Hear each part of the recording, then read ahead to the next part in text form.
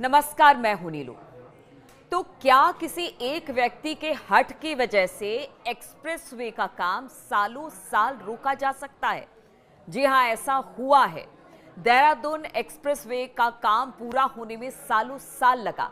अब ये पूरी कहानी क्या है, जरा वो आपको बताते हैं। तो 90 के दशक में जब वीरसेन सरोहा और उनका परिवार मंडोला में 1600 वर्ग मीटर के प्लॉट पर बने एक साधारण घर में रहता था, तब जमीन की स्थिति अलग थी। ये ग्रामीण इलाका था जहां घर और खेत दूर दूर तक फैले हुए थे। 1998 में उत्तर प्रदेश हाउसिंग बोर्ड ने मंडोला हाउसिंग स्कीम के लिए दिल्ली गाजियाबाद सीमा के पास एक 6 गांव से 2614 एकड़ जमीन अधिग्रहित करने की अधिसूचना जारी की।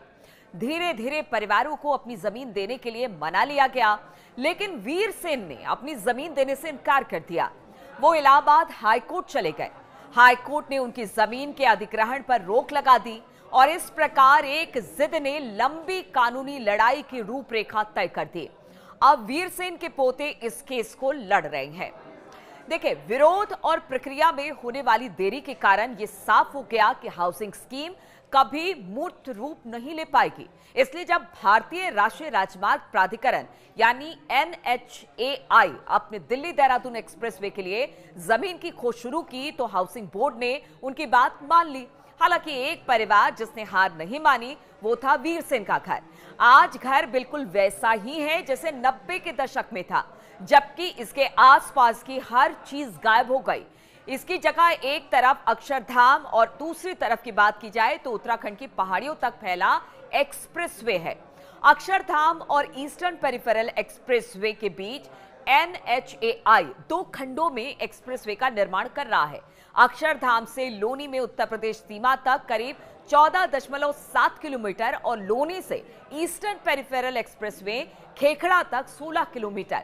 ये दोनों खंड पूरे हो चुके हैं, सिवाय वीरसेन के 1600 वर्ग मीटर के घर के, जो उनके रास्ते में आते हैं।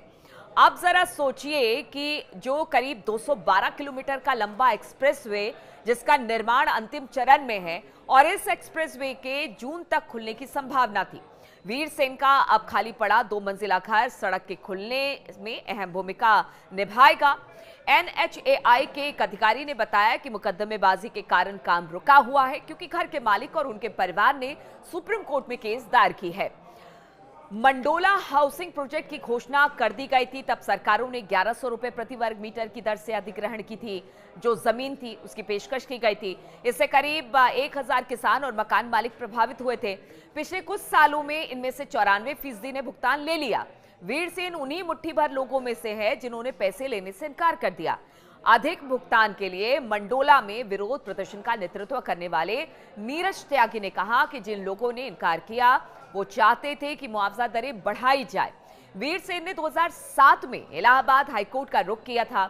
नीरज त्यागी ने कहा था कि कई सालों तक अदालती कार्रवाई चलने के कारण वर्ष 2010 में उत्तर प्रदेश हाउसिंग बोर्ड को उनकी जमीन का सीमांकन करने के लिए मजबूर होना पड़ा। इस मामले में समाधान होने से पहले ही वीरसेन की मृत्यु हो गई, लेकिन 2017 और अब 2020 के बीच NHAI की एक्सप्रेसवे बनाने की योजना साकार हुई। हाउसिंग बोर्ड के एक सूत्र ने कहा कि NHAI की रैंप बनाने के लिए मंडोला के पास जो जमीन की जरूरत थी, 2020 में हाउसिंग बोर्ड ने NHAI को जमीन का टुकड़ा दे दिया, जिसका घर भी एक हिस्सा है। वर्ष 2024 में वीरसेन सिरोहा के पोते लक्ष्यवीर ने सुप्रीम कोर्ट का रुख किया, जिसमें तर्क दिया गया कि ये जमीन हाउसिंग बोर्ड को नहीं दी जानी चाहिए, और इस मामले में जुड़े एक व्यक्ति के नाम ना बताने की शर्त पर यह भी बताया कि सुप्रीम कोर्ट ने याचिका को हाईकोर्ट की लखनऊ बेंच को सौंप दिया। लखनऊ बेंच ने 16 अप्रैल को सुनवाई तय की। सुप्रीम कोर्ट ने मामले को तेजी से निपटाने के भी निर्देश दिए, क्योंकि ये परियोजना लोगों के व्यापक हित में है। एक्सप्रेसवे के खुलना इस पर निर्भर करता है। तो अब सोचिए कि जो Akshardham EPE section Delhi Baghpat drive को 30 मिनट से ही कम समय में पूरा कर लिया जाएगा। NHAI के अधिकारी ने कहा कि करीब 20 किलोमीटर एलिवेटेड सेक्शन है और ये सड़क अक्षरधाम से लोनी के जरिए बागपत तक निर्बाध कनेक्टिविटी प्रदान करेगी। हालांकि इस घर का मुद्दा सुलझने तक एक्सप्रेसवे का प्रोजेक्ट को अधूरा ही माना जाएगा। यानी अब भी ये मामला इलाहाबाद हाईकोर्ट में चल रहा है और जब तक ये मामला निपटेगा नहीं, तब तक ये एक्सप्रेस अधूरा ही माना जाएगा।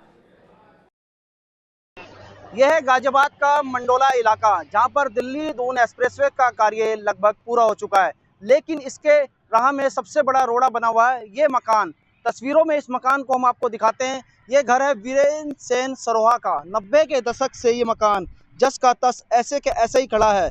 1998 से ये अपनी ज़मीन बचाने के लिए लंबी लड़ाई लड़ रहे हैं।